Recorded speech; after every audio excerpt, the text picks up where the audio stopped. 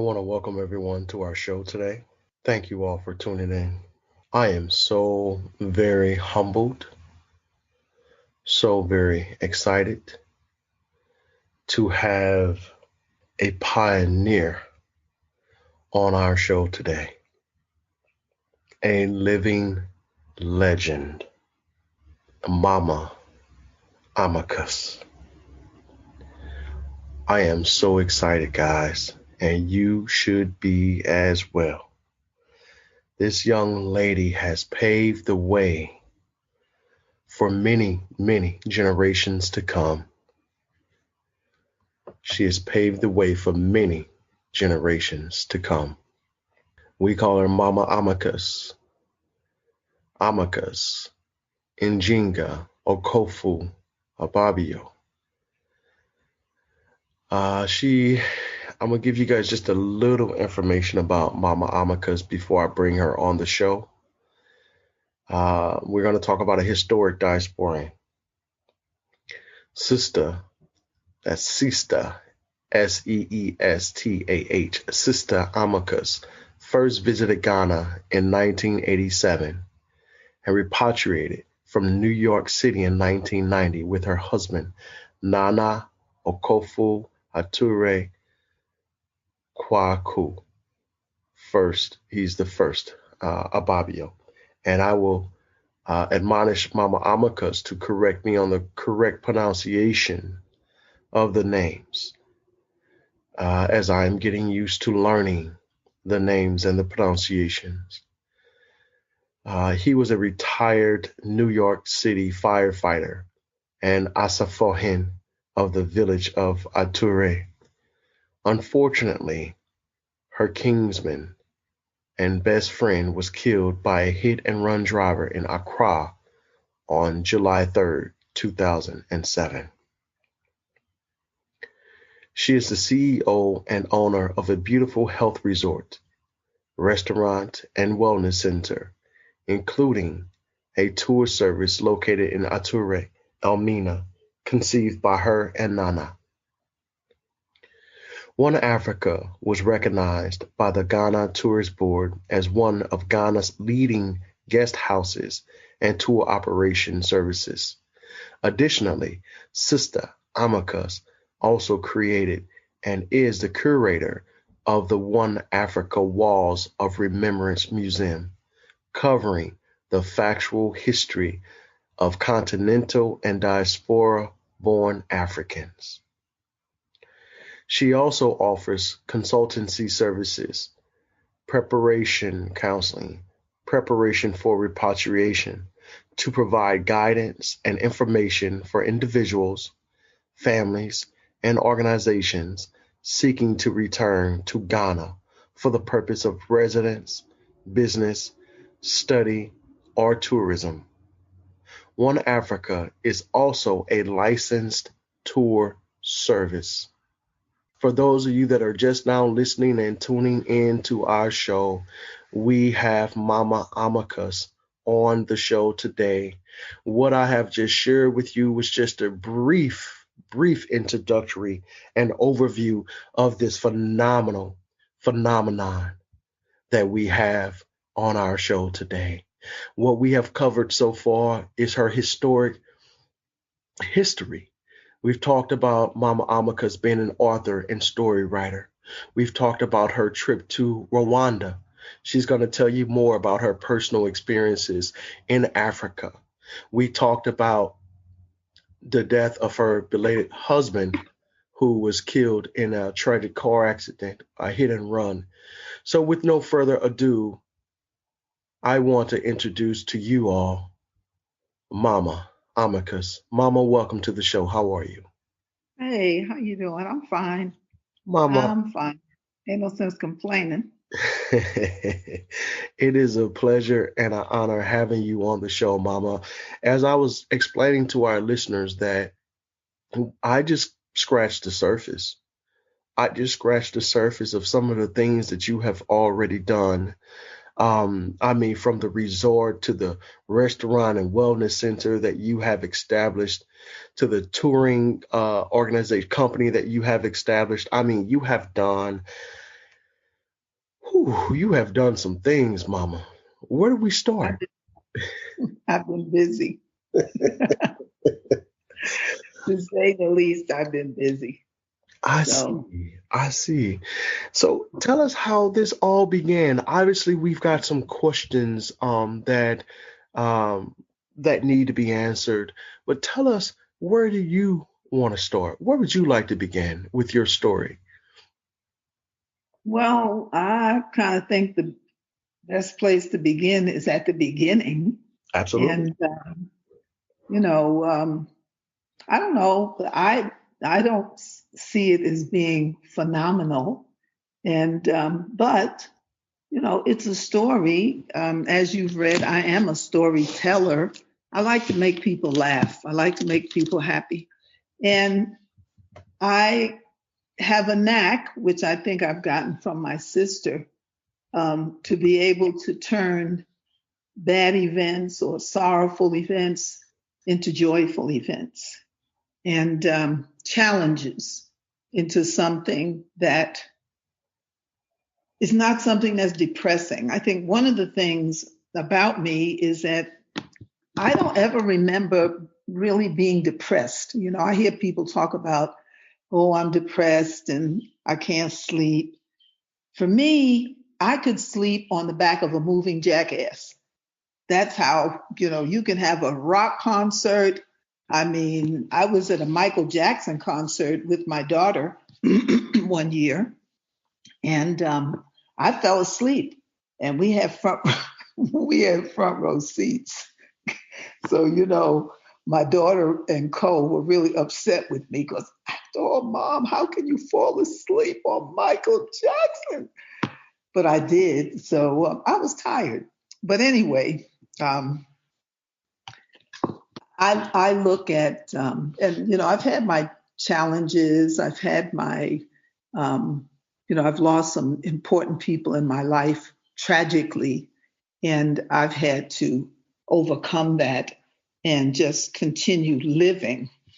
So, so that's what I've done. I enjoy life. I enjoy challenges. I'm not a mad person. I tend to be a little adventurous, as most of my friends know. But for me, originally, I'm from New York City, okay? Born, raised, educated in the Rotten Apple, okay? My dad used to say, if you can make it in New York, you can make it anywhere in the world. So I've tested that, and it's true. So, originally, I was a human resource administrator for a major teaching hospital for about 14 years. And being the only Black woman in that position, being the first Black woman in that position, um, I learned a lot of things, okay? I have to say that the Jews taught me well in how to go about business. I watched things. And so a lot of what I learned by doing. So ultimately, I was promoted to a rather high level position as the director of personnel, human resource administration. And so I did that for some years. And then I decided, you know, one day, you think about it. I said, with my talents and the fact that I'm depending on someone else to make sure that I get paid every month. But what's to say that one day they might wake up and decide, okay, you're fired. Okay, I don't have a job. How do I take care of myself? So if I could depend on somebody else to take care of me, I certainly ought to be able to depend on me to take care of me. So, make a long story short, I won't go into all the other gory details. I left that position and began working for myself. As you know, I was married to, at the time, his name was Benjamin Robinson, and he was a retired New York City firefighter. So he and I drove taxis, and that's what I did for years. And I was also a clown. My name is Peanut Butter, the African American clown. I don't frighten children. I don't paint my face white. I educate. Okay. And and just recently, recently did Peanut Butter, the African born in America clown in Tanzania. And that was that was interesting, especially since people had never seen a clown before, and people were really taken. And so I just kind of left my trademark. I gave everybody. I bought some um, spoons, not plastic. I wanted them to have something to take away, and I bought a big jar of peanut butter, and I gave everybody whip. They said peanut butter. I said, right, have some. And I and I gave out peanut butter and I sang my peanut butter song. And so it was successful. And since some people have seen it, they're like, oh, when can we bring you to our school to do peanut butter for our children? So long story short, I spent some years traveling around because, we're in search of things. I was in search of something and not really knowing what. I did know that I no longer wanted to be in America. Didn't think about Africa.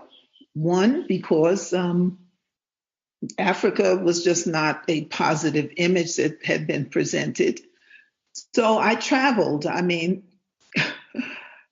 I didn't meet any other Black women while I was backpacking through South America. And I met a lot of white folks. People want to know, what are you doing out here? I asked myself the same damn question. What the hell are you doing out here? I was in the Amazon jungle. I crossed the Peruvian desert, all kind of stuff. And I had to ask myself a few times, what are you doing out here? At that time, I was in Vienna. What are you doing out here, Vienna? So my last visit to a South American country was Brazil. I loved Brazil. I stayed in Bahia for almost a year. I loved it. Okay. Because I always look for my own people wherever I travel. I want to see people that look like me. What did you love about it, about being in Brazil? I love the African flavor of seeing Africa in a positive light. The culture, they were in Bahia, there's a vibration that you feel. It's almost like feeling the drum beat in your heart, in your chest. I mean, I felt drums inside, in my head, in my, my ears, everything. Wow. And I realized that, daggone, this is where it's at. I was introduced to Candomblé, which is something totally, totally different. But it brought to me more of a sense of who I was and how important I was, not only to me, but to people around me. And so I left Brazil. I came back to America, got back to America. Oh, and then I did visit England. I was in and out of England fast. Zip, zip. I went to visit a couple of the women, Europeans, that I had backpacked with. I did make some friends with some people, and I visited them. But Lord, you don't want to stay? Oh, hell to the no. No. I spent 4 days, and 4 days I was ready to leave because people were cold. And the people I was visiting, I didn't know anybody else in England except my friends, Laura Tricker and another person. And so, when I went into places with them, people looked at me like, what's she doing in here? So I came back home and decided, okay, I'm going to act like a normal human being. Okay, I'm going to open up a business. I'm going to spend time in America. And then I got my real introduction to Africa. I met African people.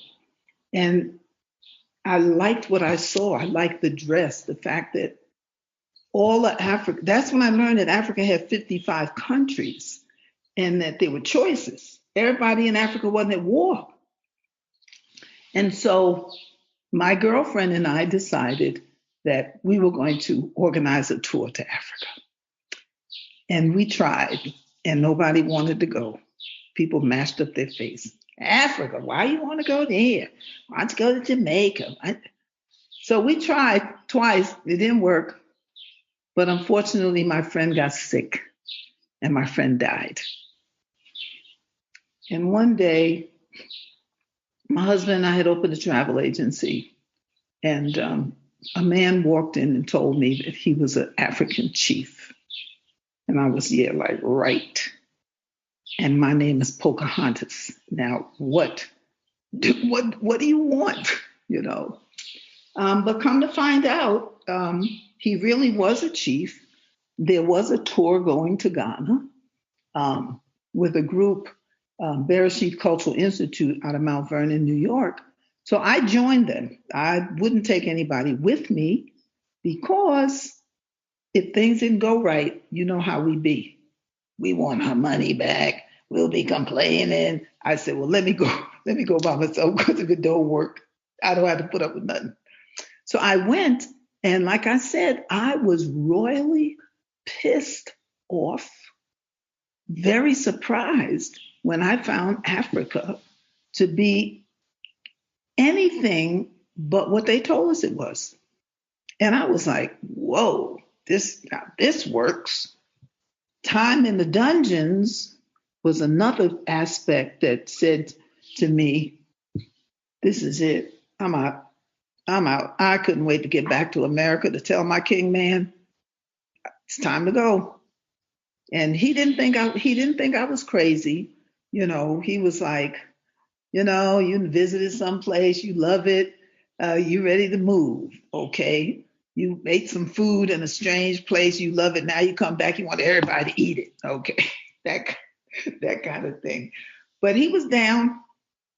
He went to Ghana on his own. I gave him a ticket for his birthday. I came back in September, and in December for his birthday, he went to Ghana and came back a month later, said, get that pencil and that paper, baby, because we're getting ready to figure out how to get out of here. So that's how I wound up in Ghana. You know, I had good support from my Kingman. The rest of my family felt like I'd fallen out of my treehouse. They were like, whoa, she's mad. She want to go to Africa, blah, blah, blah. And even my mom was like, you ain't no African. Hands across her chest. And you don't know nobody in Africa. What you doing moving over there? How you going to survive? There you go. All you have to say is let's and you're gone. I don't know why you just can't sit still. I'm like, okay, I'll see y'all when I get back, if I get back. And so it's been since 1987 that I've been in Africa, that I've been in Ghana. And, you know, doing the things I do. I still suffer from what my family calls wanderlust. I still have to get up and go someday and go away sometime. But it's been good. Our objective, unfortunately, well, my husband and I were together for quite a while before he was killed. You know, he was killed by a hit and run driver in 2007. So, you know, time is going by so fast. Just like they say, the older you get, the faster the clock ticks. My clock goes tick. It used to go tick tock, tick tock, tick. And now it goes zip. I look up and say, well, is today Tuesday? And it said, no, Mom, today's Friday. And I'm wondering, where did Wednesday and Thursday go? And you haven't aged a bit. Well, that's what they tell me, you know. The thing is that I don't think old. I mean, I know that I'm 79, so in all, you know, for whatever people think, 79 may be old. I don't know what 79 is supposed to feel like because I'm still having a good time. all my parts are working. My teeth are mine. I don't put them in a jar. And, you know. And I've seen you cut a rug. I've seen you dance with them young guys out there too now. Oh, I had to set them youngsters down. And we didn't rehearse that. I saw them out there, doing what they was doing. And I'm like, you know what? Let me go down here and show these guys something. Okay, these are professional dancers too. So I just hit the floor running with them. Okay, just to, get a little respect. And that's in Rwanda, right? That was in Tanzania. That was in Tanzania. Okay. Yeah, because I was in a conference, and the conference was on artistic forms and things like that. So my artistic form was peanut butter. So, they had people that were singing, dancing, artists, all sorts of stuff. So I was that part to make people laugh. Okay, well, you do an excellent job at that too, and you are what we did not add to your bio is the fact that you are a mother to many, a mother to many. Okay, we need to include that in there. I'll tell you, I be everybody's mama, everybody's grandmama, everybody's great grandmama. I talked to a little boy the other day, and I was interviewed in Rwanda on major, I didn't know that, major TV network followed our meeting with the Minister of Foreign Affairs, who wanted to meet with diasporans who were in Rwanda. And it was like, I understand he didn't know that there was so many of us here. And so we met with him, which was a really interesting meeting, fruitful. And, somebody asked me, said, well, would you mind, could we interview you? And I was like, okay, all right. And so as it turned out, they aired the entire interview, even the one about me trying to bribe the security man. I didn't think they were going to do that. Of course, they're going to put that in there. I was only testing. I just wanted to see how true it was. One thing one of the other things I love about Rwanda is that there's zero tolerance for corruption. So in many of the places that I've been to, listen, you can, you dare somebody something and get what you want. Whew, they wasn't having it. I had to laugh. I said, you guys really? Honestly? I offered you money, you wouldn't take it. I gave you breakfast, you wouldn't. I couldn't bribe you, so. But they aired that. When somebody called me and told me about it, because I never see myself on TV. I very, very seldom see myself on videos and things. So like somebody here told me they counted the videos that I appeared in on in YouTube and other media. And the guy said, do you know that you got 75 videos? And I was like, really? I need to go take a look at some of that. Because honestly, I had never seen some of that. So I said, okay, I'll take a look. But I mean, I'm not telling no lies about nothing. And, I did one interview with some guy. Oh, he was acting crazy. And I said, what I talk about primarily is what I know and what I've lived. Okay. I can't tell you about what you've been doing. I can tell you about what I've been doing.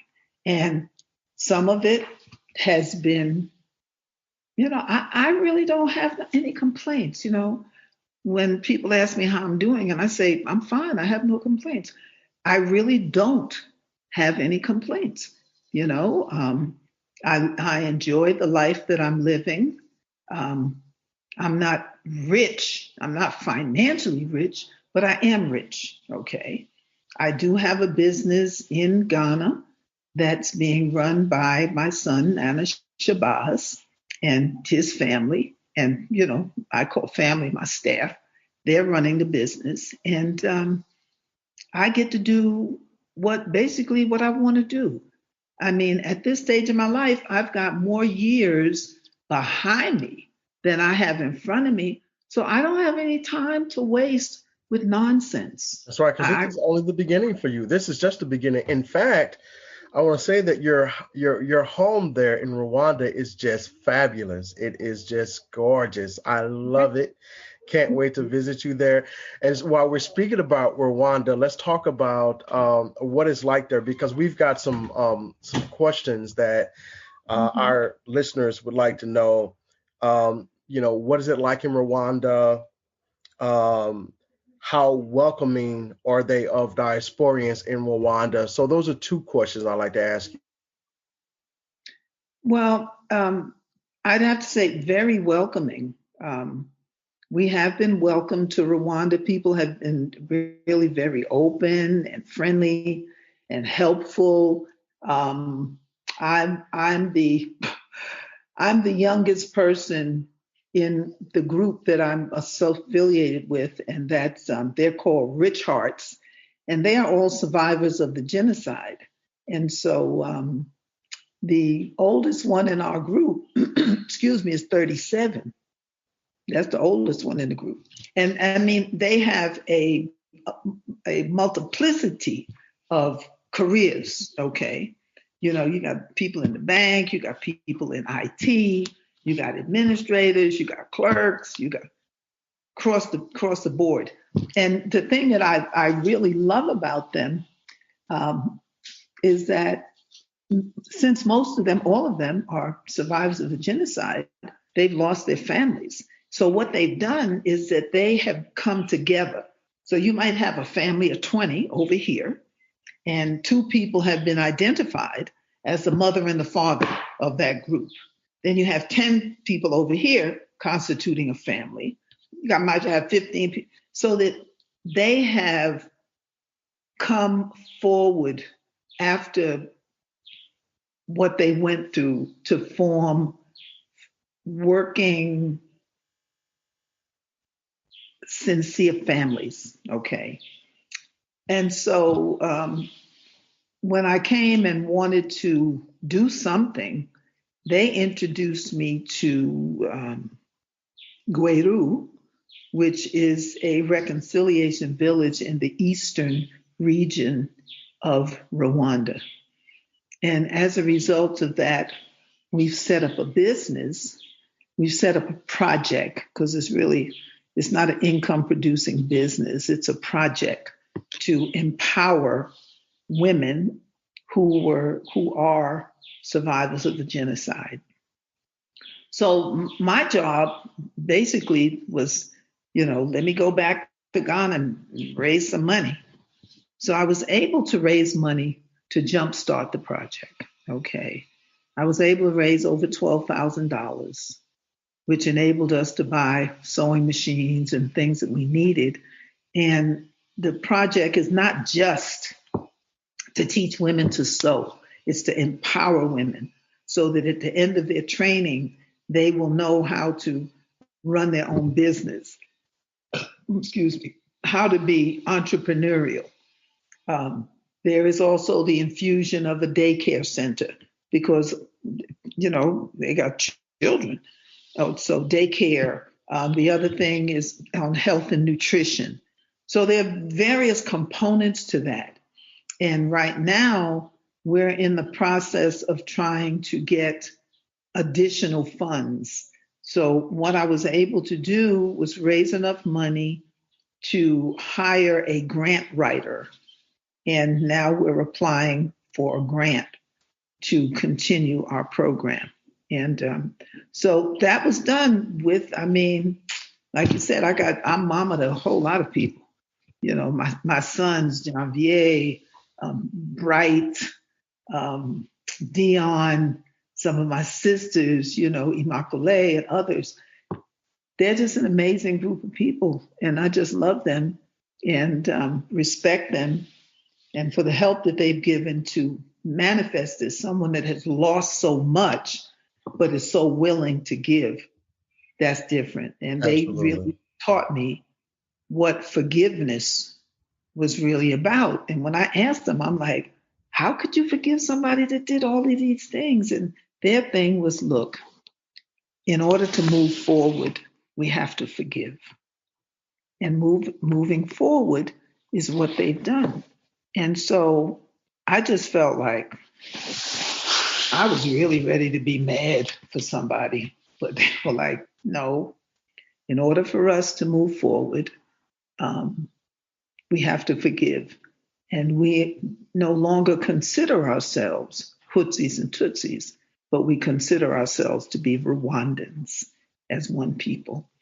So that got my heart. So right now, this is my third visit. I've been here for almost a year. And as my sister said, I'm a dirty old stay out. You don't know how to come home. I'm like, I am home. You know, there's that scripture in the Bible, kind of modified by me, that says, in my father and mother's house. Well, it says in my father's house. I added mother because y'all ain't in there by yourself, you understand? But in my mother and my father's house, there are many mansions. And so in those many mansions, I can have more than one. So my mansion is in Ghana, and my mansion number 2 is in Rwanda, and then mansion number 3 is in Tanzania. So, you know. So let's talk about Rwanda. Some questions I have and others want to know: what is the cost of living there? Is it affordable? That's one of the other questions that our members are wanting to know, our listeners. Mm-hmm. Well, when you say affordable, I mean, y'all are making it in America. If you can make it in America, you can make it here in terms of, you know, the dollar value in Rwanda is very close between the Rwandan franc and the US dollar. Okay. There's not a big gap. Okay. Say, for example, for $100, I get 96 point something Rwandan francs. Some things are expensive and some things aren't. It's just like this lady that I met. She's retired. She gets a Social Security check, and her rent is $350 a month, okay, for a beautiful place. Beautiful, okay? So it depends on what you want. You definitely have to have something in your pocket, because whether it be Rwanda or Ghana, Africa, they're not welfare states. And, you know, I've had ministers, presidents to say, when we talk about our wanting to come home to Africa, and, you know, the question is, well, what is it that Africa can do for me? And the thing is, the answers have been like, well, listen, we can't afford to take care of anybody else because we're already trying to take care of the people, our own people. What we're looking for, yes, we want you to come, but we want you to come. We want you to be able to help. Okay. We can't take care of anybody else because we have to take care of our own. And once again, depending on your own lifestyle and how deep your pockets are, makes a difference in terms of what your living conditions will be. Now, if I was living in America based on what I get, because, well, I am retired, supposed to be, I'd be homeless. I literally would be homeless in America. Okay. So it's possible to be able to live good. Okay. Rwanda is one of the easiest places that I know of. And I haven't been everywhere in the world, but I've been around. One of the easiest places to register your business, to do business. Rwanda's looking for people to come in to help to continue the development, to be contributors to Rwanda. Okay. And so more and more people escape. I call it an escape. When you get out of America, you are escaping, looking for something better. Okay. The Great Escape. That's what my husband and I had a sign up that said Project Exodus. We following Bob Marley's Exodus, movement of the people, right? I'm out. So I always call it an escape, okay? And it's escaping to something better. So that's how Rwanda is. I mean, I got this beautiful apartment, and you would be really surprised at what I paid for being here. Okay. I mean, I ain't paying. It is nice. I mean, it is just nice. I'm Yeah. telling you. Yeah. Where you see a picture of my apartment? Oh, you must have seen Unapologetic Nomads. That's my family. You were showing me some of your house too, remember? When you Yeah, right. yeah, yeah. Was that my other house or That was the this is my other third house house? and that one. Yeah, yeah. I have moved 4 times in less than a year. Okay. And not because I wanted to move. The first move, COVID got me thrown out of my house. Okay. They put everybody out of there. They had to take everything. And then my next place, they put me in a hotel, and I stayed in a hotel for about 3.5 weeks.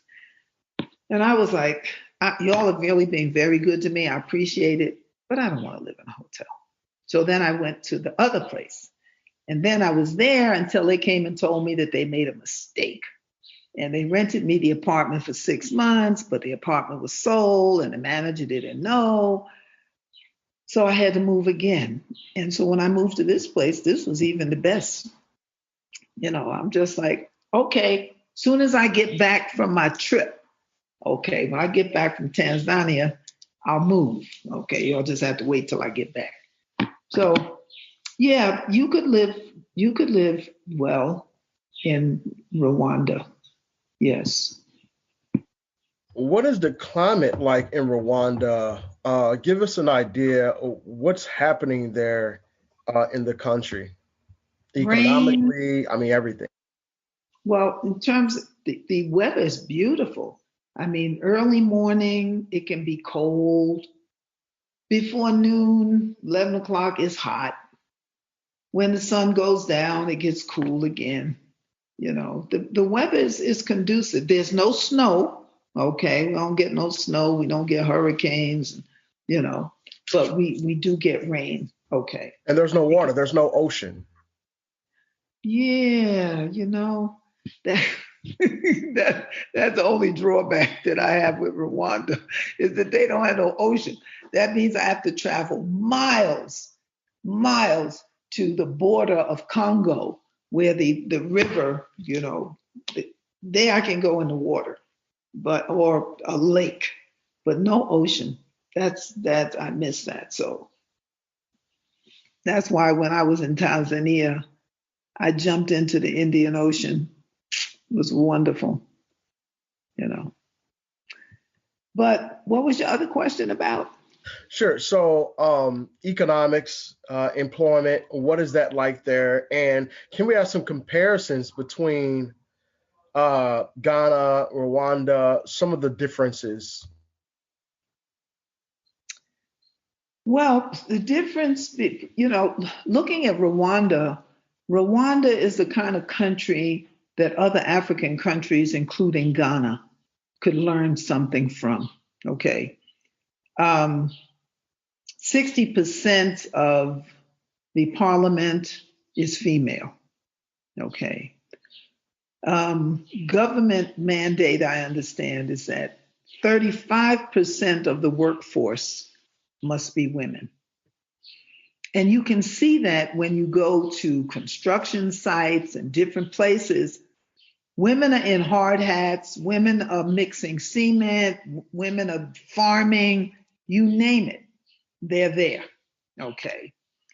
Then the streets are so clean that you can eat off of them. You don't see garbage.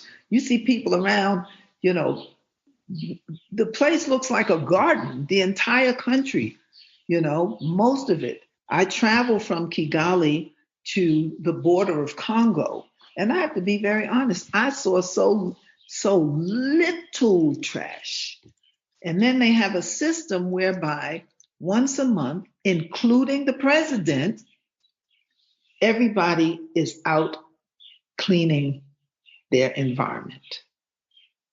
And when, other than that month, you see people sweeping the streets, picking up trash. That's what they do. So it's hard not to want to be in that kind of environment. Plus, from my understanding, and they convinced me after I tried to bribe these guys, I couldn't bribe them. So made me believe that there is zero tolerance for corruption. Now, I personally saw the president on nationwide TV fire 3 of his ministers for corruption. And after he fired them 3, he said, I'm not finished. I got 2 more to get tomorrow. I was like, ooh, he is not kidding. Oh, wow. So they're not playing. That's good. Let's talk a little bit about housing there and diasporians there. What is it like for the diasporians there? Is there a large group there like it is in Ghana? No, nowhere near what's in Ghana, because in Ghana they say that there are between 5,000 and 7,000 of us. And I think that number, excuse me, is probably factual in that since the year of return, more and more people have come to Ghana. Okay, you've got about at least 5 or 6 different building projects going on. In fact, I did an interview with Nomad because people had wanted to know where do you go, who do you see, what kind of building is going on. So there, I had researched and found at least 6 building and land projects. And I would say out of the 6, I personally know 4 or 5 of the 6 projects that are going on. That's awesome. Okay. You know, Mama, you have done a lot. You are a pillar in the community for a lot of folk. How can people reach out to you to donate to you, to support you and your initiatives? And I'm gonna plug some of your information too. Well, there are a few ways, either through our bank account. I do have a bank account for our project here. Western Union is another way. I don't know about all them other things that they got going, like cash apps and all the rest of that stuff. Mom, I'm gonna plug some of your information really quick, and then if you have additional information to plug, please, and then help me with the pronunciation. So guys, you can we're gonna start with phone numbers. So 233 207501221 is a phone number you can contact Mama IMAHKÜS on. No, at this time, not. That is my number when I'm in Ghana. Okay, go ahead. So we have to specify, these are Ghana numbers, like 022 plus 233 27 776 5768. Okay, so that's a good one. That's a good Ghana number. Okay. Rwanda is plus 250 788 659 148. That's my Rwanda telephone number and WhatsApp. Okay.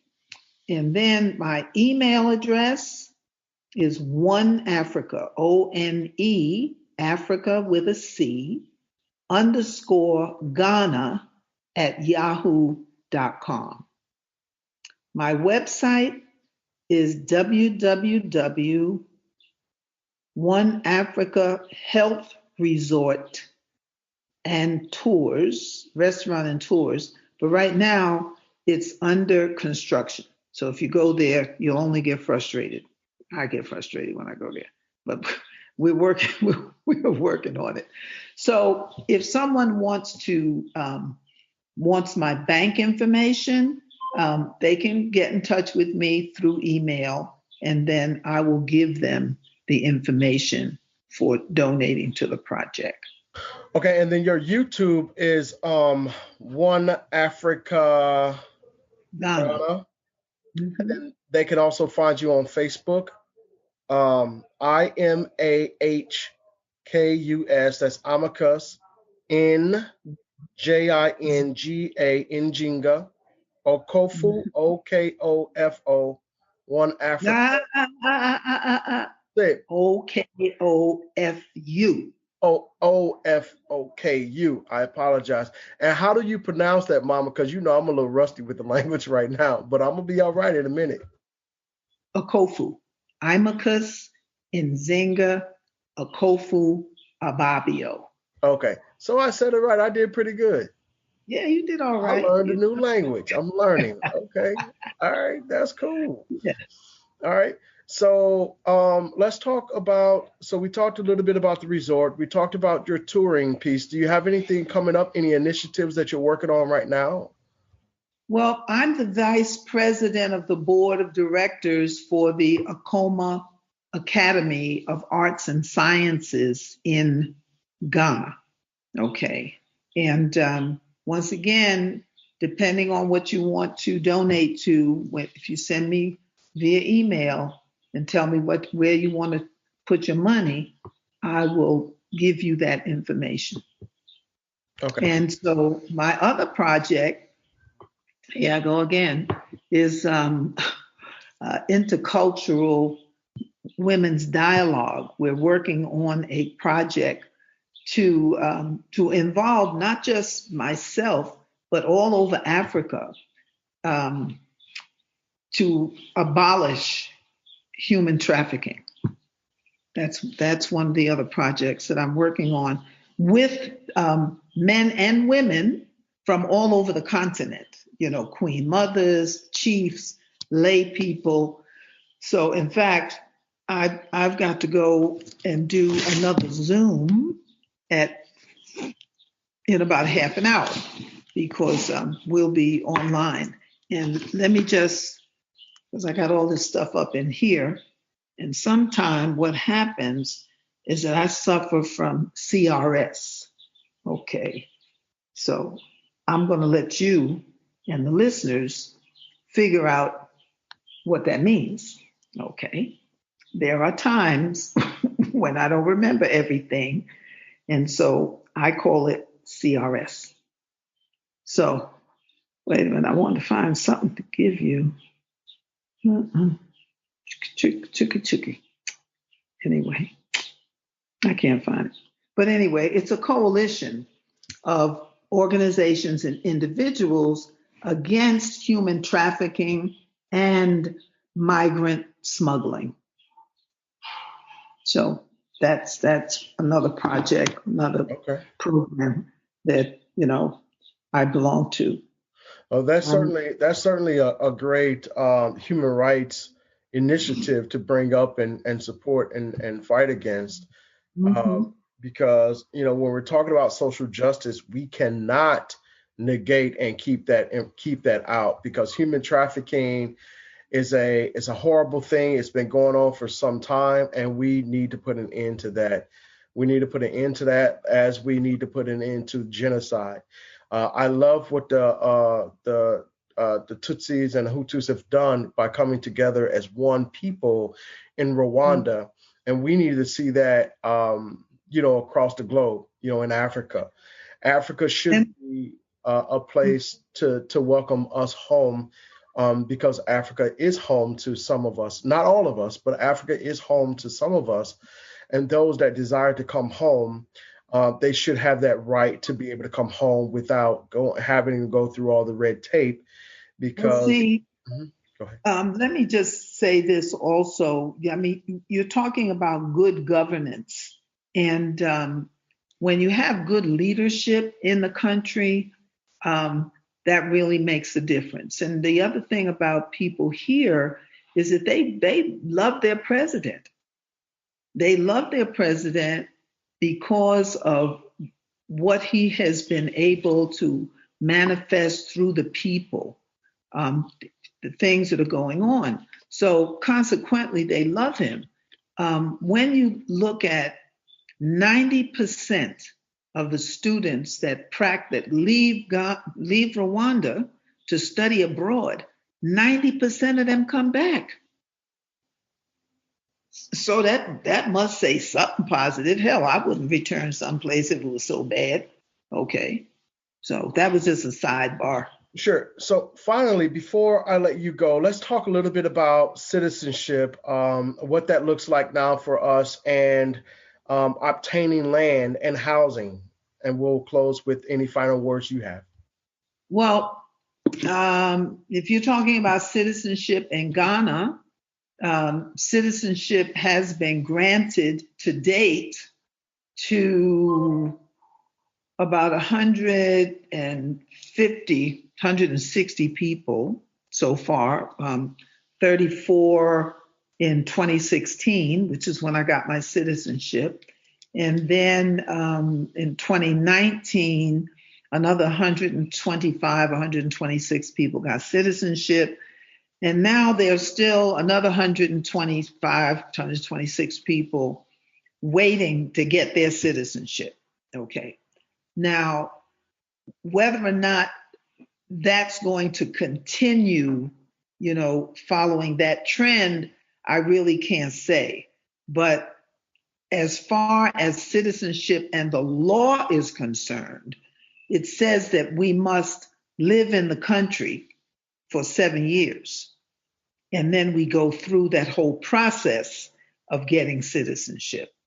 Now, whether or not that's going to change, whether that's going to be amended for special circumstances for African children born in America or in the diaspora returning home to the land of their ancestors, I really can't say. I don't know. And the people that I've spoken to, they don't know. Okay. There are several ways, they've got something called the right of abode. And I'll really keep my opinion to myself on that one, but it's there. Okay. You got to live in Ghana for 10 years, and there are a whole lot of other things that you have to do. But what I would suggest is that people go to the site, the immigration site, look at the immigration laws and see what it says. If you want to invest, look at the this is CRS, okay? I can't remember right now what I wanted to say. If you want to invest in the land, if you want to invest in the land, what you need to do is you need to be speaking to people, one, who have done what you're coming to do. You want to deal with reputable people. You don't just want to go someplace. You get a good friend. You think, oh, it's my good friend. He lives in the village. He got land, and you get it. Okay. As it stands, according to the law, if you are not a citizen, unless it's some special arrangement, maybe based on the various building projects, normally you could lease the land for 50 years. If you were not a citizen, but you had the first right of renewal or extension, okay? Only citizens, and, don't nail me to the cross because things change from day to day. You had to be a citizen in order to, one, have land for 99 years, and two, in order to have dual citizenship, you have to be a Ghanaian first. You don't get dual citizenship without being a Ghanaian. Okay.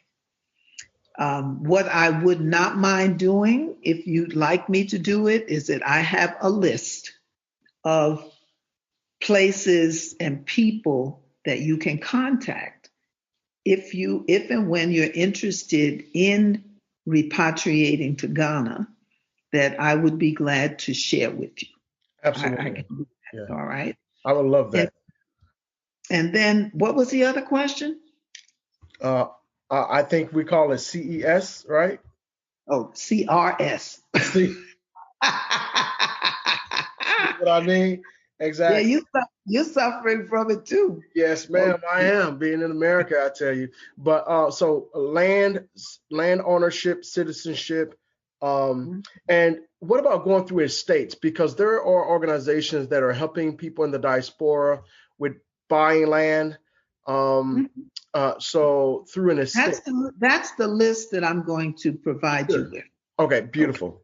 So if Perfect. we can set up something to do that, then I would not mind sharing that information. I have telephone numbers, email addresses, and all the rest of that stuff. Well, you have my email address, and we will certainly be in touch. I know you have some other obligations, so do you have any final words for our listeners that you like to say to them? I just want to say again, I appreciate you so much for just being you and for being mama to people like myself and others that really honor and respect and admire you for everything that you have just started to begun doing. So I'm just elated. I'm so excited. Well, basically, in closing, generally it's an opening. First of all, I give all honor and praise and glory to our Mother, Father, Creator, and to the memory of our great African ancestors whose shoulders we stand upon and whose backs we lean upon and whose shoulders have held us up until this day. If you're ready to make that move, you need to start planning. You need to have a plan. I mean, unless you got real deep pockets, then you can jump up and leave America and everything will be all right. But you need to plan. You need to visit. Look around and see, well, maybe Ghana ain't the place you want to be. You might want to be someplace else. But you need to make a plan. And you need to take all of that excess stuff, because I was guilty. I had more stuff than I needed. Okay. So you don't need 10, 12 pair of sneakers. You don't need all of that stuff. So if you're serious about your repatriation, you need to start one, downsizing, take all that excess stuff and turn it into cash because that's what you're going to need. Okay. And plan on what you want to do. You want to visit, you want to talk to people who are doing what you're coming to do. Okay. And we have to move forward as a united front. Okay. If you can't deal with the lights going off and maybe the water ain't running and the roads ain't what you think it ought to be and all the rest of that stuff, and then you need to keep your buttocks in America or wherever it is that you are, Or have solutions. or have solutions. The thing is that you're not coming to Africa to change the mindset of the people. We're coming to share, okay? Because it's not like I listen to some people, I'm like, them Africans don't know what the hell they're doing. Well, who died and left you in charge, brother? Who made you the all in all? So it's a two-way street. We can learn from our brothers and sisters here. We can learn from them, and they can learn from us. It's a give and a take, and it's how we do it. Okay, I've seen some people, and they make me almost ashamed because people say, "Oh yeah, your people, my people." I'm an African who was born in America. I ain't carrying the rest of the world. I'm doing the best I can. So have a plan. Visit the country that you want to be in. Okay. And once again, talk to people who are doing what you're coming to do. For the past 30 years, Seestah IMAHKÜS has worked within the Ghanaian community.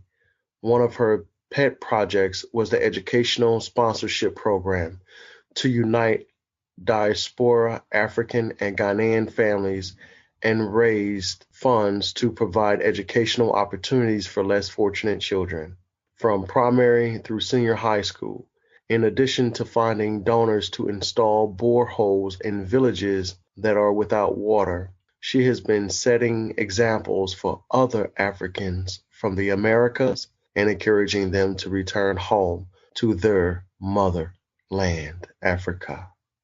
In October 2018, IMAHKÜS traveled to Rwanda for the first time and visited and partnered with Rich Hearts, an organization of young men and women who are survivors of the genocide, to foster and build a One Africa heart-to-heart relationship. And she is the author of a fantastic book, Returning Home Ain't Easy, but It Sure Is a Blessing, which chronicles her and her Kingman's sojourn and resettlement in Ghana, the land of their ancestors. A travel guide, points to ponder when considering repatriating home to Mother Africa to live or visit, and that's Africa with a K. She has also co-authored Ababio, She Who Has Returned, a 21st century anthology of African diaspora returnees to Ghana. Her books are extraordinary manifestations of her personal experiences while demonstrating what it takes to settle and make Ghana your home. IMAHKÜS is a prolific writer, and her candid sense of humor makes for an admirable, enjoyable, yet serious and commendable read. A dynamic storyteller, IMAHKÜS stimulates your imagination as she takes you on her journey of repatriation to her ancestral homeland. Her writings breed an air of familiarity, instantly drawing you into her pulsating journeys. She is a public speaker and consultant who knows Ghana like the back of her hand, traveling extensively, covering other parts of Africa, gathering research material for future writings and tourism destinations, which impacts on the positive images of Africa today. So guys, I am just so excited and honored to have Mama IMAHKÜS on our show today to share with you the story of her life, what life has been like for her in Africa, the trials, the triumphs, some things that she personally had to endure. Sister IMAHKÜS has written articles and been interviewed by various magazines and newspapers, including but not limited to Essence Magazine, Cousins, People's Magazine, the New York Daily News, New Africa Magazine, Is the Black Man's History Being Whitewashed, The Final Call newspaper, The Wall Street Journal, The Global Black Experience, WLIB, New York City, Roots, Reggae, and Culture Publications, EscapeArtists.com, The Ghanaian Times, and now she appears on the Human Rights Radio and Kenya Speaks podcast. She has consulted, organized, and appeared in major documentaries and films with her husband, From Slavery to Hip Hop, an Andrea Williams film, Visions of Africa by the American Broadcasting Company known as ABC, Home to Ghana by the Australian Broadcasting Company, also by ABC, Visions of Africa, WFAA Channel 8 in Dallas, Texas, CAPA TV, Paris, France, Through the Door of No Return, a Mathidu Films by the producers of the film Sankofa, Victoria Wood Show, British Broadcasting Company, BBC, CNN's Anderson Cooper 360, Joint Press, Obama Visit to Ghana, An African American Quest for Authenticity and Inspired Film Production, and numerous other videos. When I say Mama IMAHKÜS has been doing her thing, family, she has been doing her thing. As I stated earlier, she's an asset to the community, and she is a living legend, paving the way for others who are considering repatriating to Africa who are considering visiting Africa, as Mama likes to call it, Mother Africa. Seestah IMAHKÜS has been an organizing member of Juneteenth celebrations in America and Ghana since 1988. She holds memberships in the following organizations: patron of the Institute of Africology and the Africa Day Foundation of Durban, South Africa, member of the local organizing committee for Panafest since its inception, vice president of the board of the International Academy of Arts and Sciences, the African Women Intercultural Dialogue. When I say Mama IMAHKÜS has done a lot for our people, that is an understatement. That is an understatement to say that she has done a lot for our people. She has done more than enough for our people and have paved the way for many generations to come. Finally, any people you'd like to acknowledge, send special shouts out to? I know that one of your daughters, Dr. Sharita. That's my girl. Yes. Speaks highly. Let me tell you a real quick story. When Dr. Sharita would bring her children to Ghana, they always felt like, they said, well, we in Africa. And they said, no, they ain't. They didn't think they were in Africa till they got to one Africa. Now, when they got to one Africa, they were like, yeah, we in Africa. Okay. But shout out to, God, the list is so long. A few people, there's Mama Zulu. There's all my sisters who were part of our group called Sister Loves, Ajua and Sonia, and we got an honorary sister. His name is Byron. And we call him honorary sister because his wife don't go nowhere without him. Okay, so we had to take. I'm glad you cleared that up, Mama.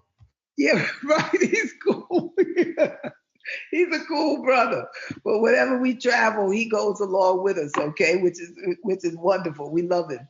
So there's Rabbi Kohen, all my Rich Arts people, my daughters, my bio daughter Michelle, my grandchildren, my great grandchildren. I love all y'all. My bone crusher, Dr. Gigi, she's my chiropractor. But yeah, Javi here in Rwanda, Dion, and all those guys, and definitely a shout out to unapologetic nomads. Okay, that's my family, and for everybody that I know and love in Ghana, Ghana, the U.S., my sister Tracy. There's a whole lot of them. I'd be writing on this wall, that wall, the ceiling. Right. Mama, as always, it is a divine pleasure and honor being in your midst. I certainly appreciate you and all that you do. And I look forward to the next time. Yes. And I'm sorry you had such a hard time tracking me down, it's okay. Getting me to sit down and do this. But I thank you also very much. And you keep doing what you're doing so that you can bring all them wonderful ideas that you have into fruition. Okay. Yes, ma'am. Absolutely. Yeah. Ashe. We'll be looking forward to that. So I say greetings and not goodbye, just so long until we meet again next time. Ashe. Ashe. Peace. Thank you. Blessings. Blessings.